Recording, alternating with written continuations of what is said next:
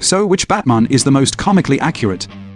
Who has definitely spent too many late nights rereading graphic novels while pretending it is research and not obsession? Let us stroll through the three modern caped crusaders and see which one feels the most like the version living on those glossy comic book pages. Christian Bale gives us the ultra-realistic Batman. He is the billionaire ninja who probably has a calendar reminder for brooding time. Everything about his world is stripped down and grounded. His gadgets come from military prototypes. His villains feel like they could appear on the evening news, and his voice sounds like he gargles Love before patrol. He really does capture that early era from the comics when Bruce is young, and trying to define what the symbol of Batman even is. The training obsession, the philosophy of striking fear into criminals, the internal struggle about becoming something larger than a man, all of that is straight from the books. He even uses the Playboy mask to distract Gotham, which is a classic comic trait. But Bale is very much bound to reality.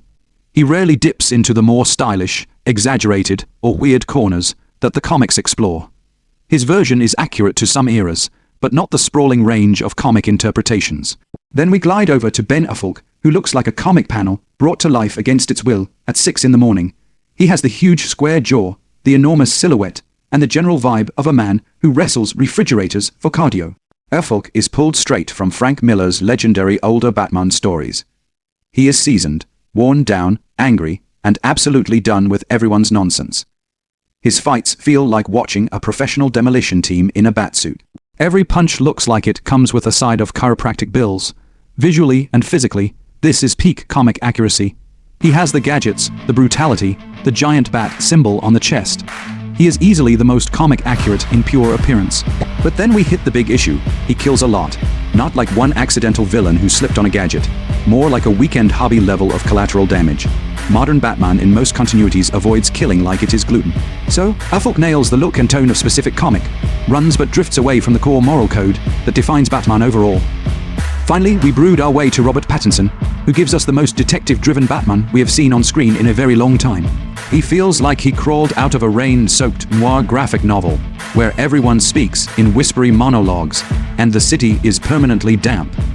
Pattinson plays Batman during his second year of crime fighting. He is awkward in public, emotionally stunted, and more comfortable solving riddles at 2 in the morning than attending charity galas. And honestly, that lines up beautifully with the early comic eras like The Long Halloween and Year 2.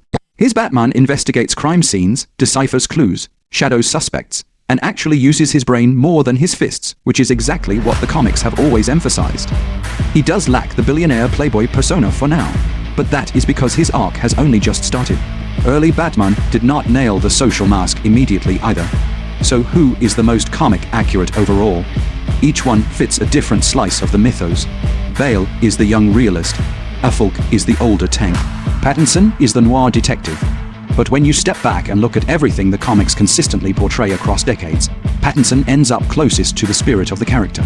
The moral code, the detective focus, the grounded yet slightly stylized tone, and the sense of a man slowly shaping himself into a symbol all echo the comics more broadly than the other two versions.